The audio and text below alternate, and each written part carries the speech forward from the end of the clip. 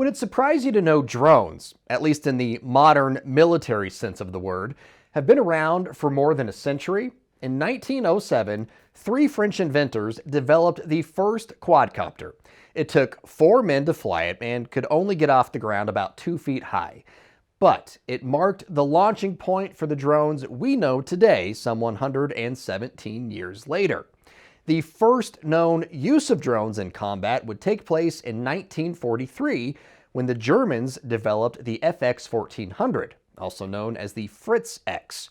It was essentially a remote-controlled 2,300-pound bomb used to sink ships. Fast forward to February of 2002, when the CIA used a Predator drone to target a suspect thought to be Osama bin Laden. Unfortunately, in that incident, an innocent man out collecting scrap metal was killed. Despite that massive mistake, drone use has only grown in size and scope, most notably in Ukraine's defense of Russia's illegal invasion. For more than 2 years, Ukrainian troops countered Russia's advantage in troop numbers and hardware by innovating new ways to use small, commercially available drones to slow Russia's advance. Thanks in part to countless social media posts of their successes, the world is watching and taking notice. It didn't take long for American military leadership to realize the nature of combat was changing right there on the screens of their smartphones. So the question becomes, how does America and its allies begin to adapt? For most Americans, at least publicly, the clock started running on January 28th, when 3 U.S. Army soldiers were killed and 47 others injured in a drone attack on an American outpost in Jordan.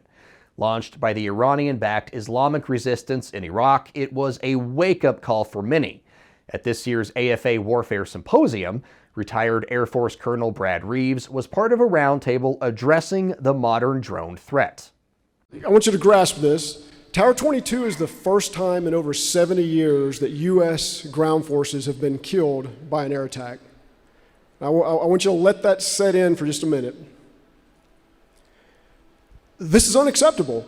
As airmen, we should feel a bit of righteous anger, but also, of course, do something about it. For those involved in developing solutions to this evolving threat, there's a sense of urgency, especially when it comes to one of America's oldest adversaries. In China, we face a threat where they have the resources and the infrastructure and the patience to develop something way more elaborate than we've seen before. As industry, we have to make sure our systems aren't brittle, that they can stay one step in front of this very sophisticated enemy. During a recent virtual press conference hosted by the Center for European Policy Analysis, retired Air Force Lieutenant General Lance Landrum stressed staying ahead of the threat means taking new approaches to get hardware into the hands of operators in the field. I think this is part of us going forward in how we embrace technology, how we embrace a younger generation who can think about these problems in ways that the older generation just cannot because of our biases. And then the risk environment associated with their acquisition systems to move forward on things that may not be perfect, but get them out there, use them, learn from them, and develop them and spiral them differently. Watch enough video of Ukraine's drone exploits and it's easy to get caught up in the offensive capabilities drones bring to the table. However, the bigger part of the equation lies in defending against them. Detecting an inbound threat that's considerably smaller than a traditional missile or attack aircraft. Stopping a single drone or a swarm of drones will take a sizable leap in technology, a lesson Russia is learning the hard way. I think that we should take that to heart and not have hubris that we wouldn't have the same problems. That's one thing about these drones of all different sizes, the small, medium, and large, that they can exploit gaps and seams in traditional air defense systems in ways that traditional offensive systems haven't in the past. Passive is certainly, I believe, it's the holy grail. It's where we want to go. As Bart mentioned, the technology is just not mature enough yet to be able to rely on it fully, and also to be able to get, most importantly, for it to be a targetable solution. So to be able to, a fire control radar, if you will, fire control solution to give us the accuracy we need for the weapon systems. It's just not there today, but I do believe it will be soon. While challenges persist, progress is being made. In March, we featured the work of the Air Force Research Laboratory and what they're doing with their drone interceptor, the Paladin, a UAS armed with a shotgun that fires a net to intercept and bring down drones loitering where they shouldn't be. There's also Enforce Air by Defend Solutions, allowing operators to neutralize enemy drones by hacking in and taking them over.